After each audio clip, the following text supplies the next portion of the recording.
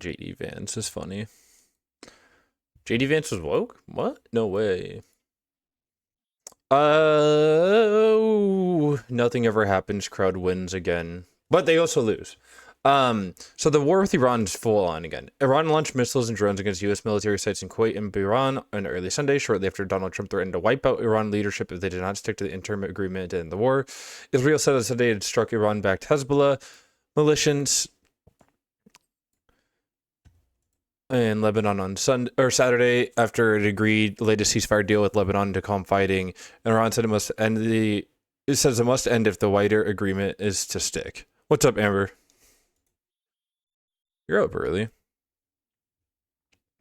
There may come a point where we're no longer able to be reasonable and forced to militarily complete the job that we very successfully started. If that happens, the Islamic Republic of Iran will no longer exist. Yeah, psychotic shit to say, by the way. Psychotic shit to say. Where is it? Yeah. U.S.-Iran ceasefire is under strain this morning as American forces launch retaliatory strikes near the Strait of Hormuz. And President Trump is now warning that the U.S. Here's where I'll get the clip first of Trump saying that. U.S.-Iran ceasefire is under pressure this morning as American forces launch. Here it is. Complete the job. United States aircraft just struck Iranian missile. It's very possible they will never learn. There may be a point where you're no longer able to be reasonable and have to force to militarily complete the job that we very successfully started. If that happens, the Islamic Republic of Iran will no longer exist. That we very successfully started. Working sadly. If that happens, the Islamic Republic of Iran will be no longer. Now, in response, Iran launched missiles and drones toward Kuwait and Bahrain. This was the second exchange of fire this weekend between the United States and Iran. Vice President Vance posted to X over the weekend saying Iran signed a ceasefire agreement. We have honored it. If they have disagreements about how the MOU is being applied, they can pick up the phone, but violence will be met with violence. The new military action comes as the situation between Israel and Hezbollah plays out on a separate but parallel track. Yep, nothing ever happens. The U.S. may have to finish what they started if Iran nothing ever happens. To strike. Iran war back Evan on. Rivera is live in Washington. MOU meant nothing. Details. Madeline? Hi, good MOU morning. is to try and boost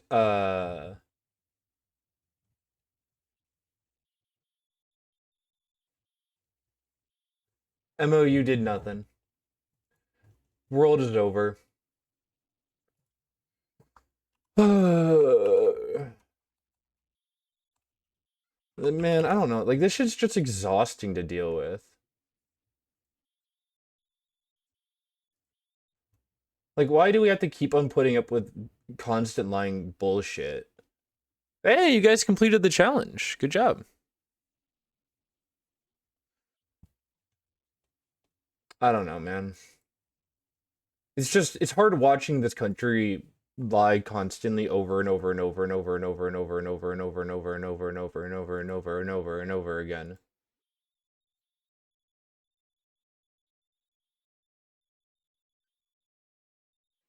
And Democrats do nothing about it, but sit there and complain over and over and over and over and over and over and over again.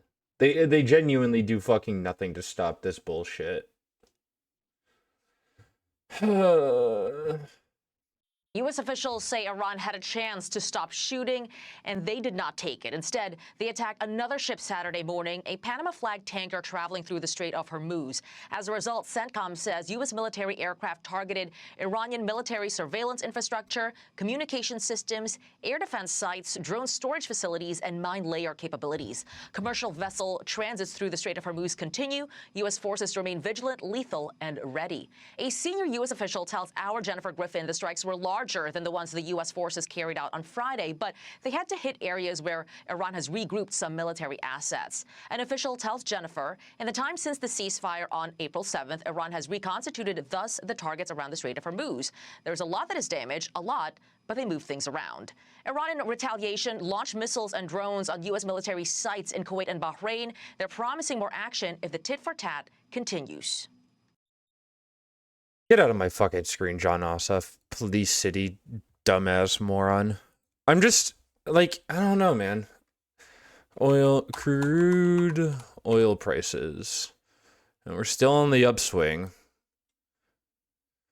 Starting a business shouldn't mean juggling a dozen different... I had you paused. Why did you start another ad? Also, like, the end of this conflict is gonna be nothing's changed. At the end of the day, I don't think there's gonna be a whole lot that's different with this conflict rather than other conflicts that we've seen from the Middle East. Like, Afghanistan, still in fucking ruins. Iran is gonna be a autocratic theological dictator or oligarchy with a dictator at the top again. Like, man, I can't stand that. Like, the fact that a War Powers Act hasn't been gone through yet, when this is clearly an unjustified use of force, when this is clearly like war crimes just being permitted by the US. It's so fucking frustrating. Also, yeah, here's the oil prices. We're still in that upswing. Shit's gonna get much more expensive. Finally, when investors see an end to it, to a light at the end of the tunnel, Donald Trump starts the war again, which means investors are never gonna invest again until like much after. Like, they're gonna be losing so much money from this shit. The enemy takes. We have responded and will continue to respond. We have repeatedly said that if the enemy once again breaks its commitments or violates the ceasefire, our response will be stronger than before. We stress once again that it will be stronger. This exchange raises questions over whether the U.S. and Iran can reach a lasting peace deal. Oops. The president saying it is very possible that they will never learn. There may come a point when we are no longer able to be reasonable and will be forced to military complete the job that we very successfully started. If that happens, the Islamic Republic of Iran will no longer exist. There are no reports so far of damage and injuries in Kuwait. Bahrain, meantime, says the Iranian strikes damaged a residential building near the airport, but no one was killed. Charlie Ray. Oh, that's good. That's good. All over the world, they are watching this very closely. They want ultimate surrender and ultimate victory. Wait, who wants this all around the world? Because China doesn't want this. China's 100% blaming Donald Trump on this. China blames U.S. China consistently on Iran. This is from Newsweek. Where the fuck is it?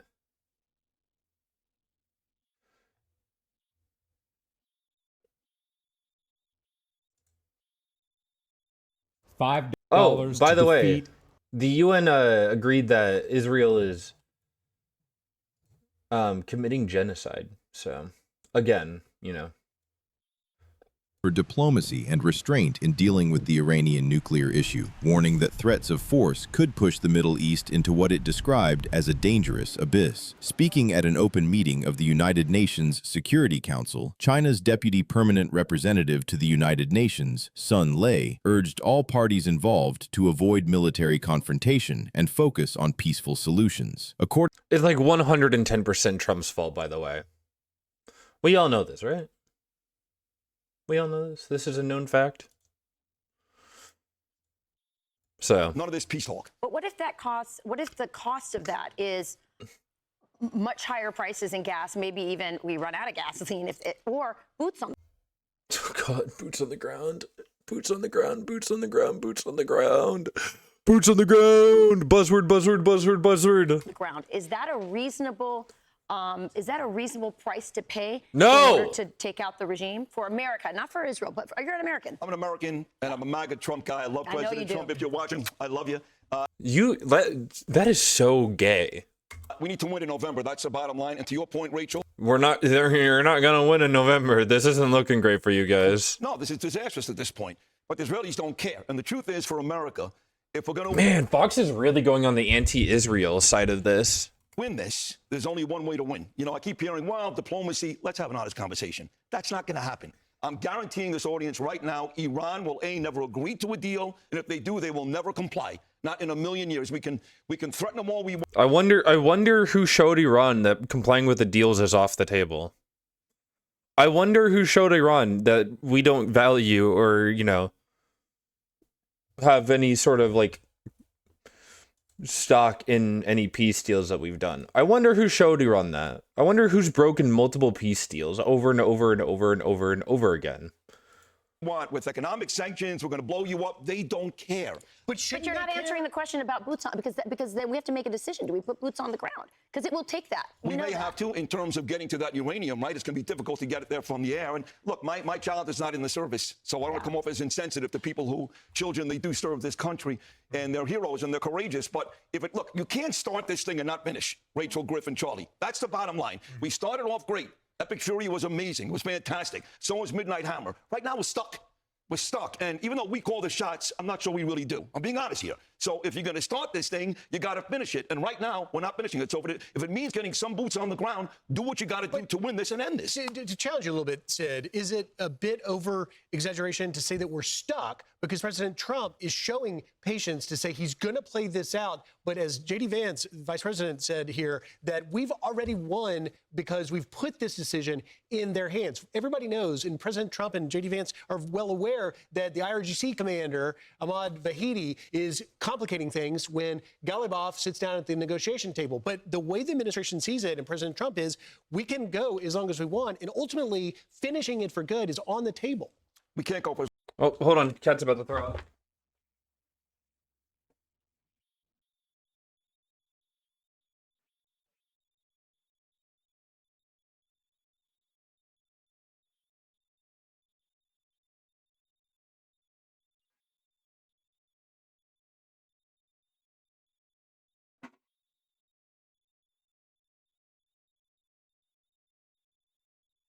Vomit girl. We have vomit boy and vomit girl.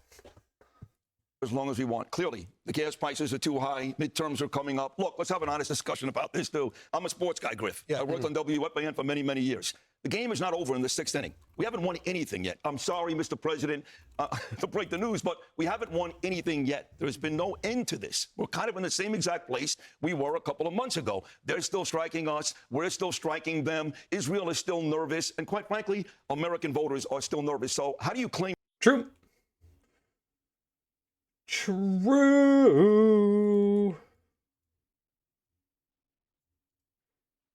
Oh, man.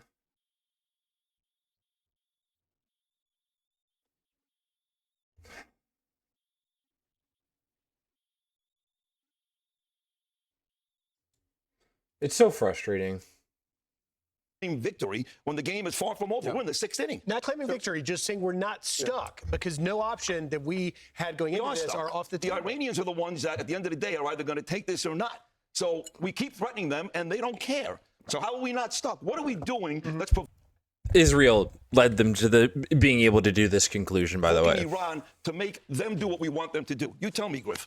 I don't know, but 67% of Americans like the deal and want us to get out of the war. So how do you deal with that? Well, there is no deal. There's a memorandum of understanding. We know that. There's no deal in place yet.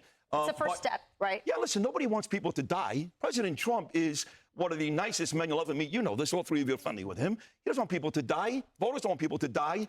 But this is war, okay? A 47-year war. We didn't start this. But President Trump showed the courage that the last 7 presidents didn't. So if you're going to start it, you got to finish it. And unfortunately, in war, people do die, even innocent civilians. So either going to finish this thing or continue to go back and forth on every Saturday and Sunday, because I love you guys. I'm going to hear you discuss the same thing.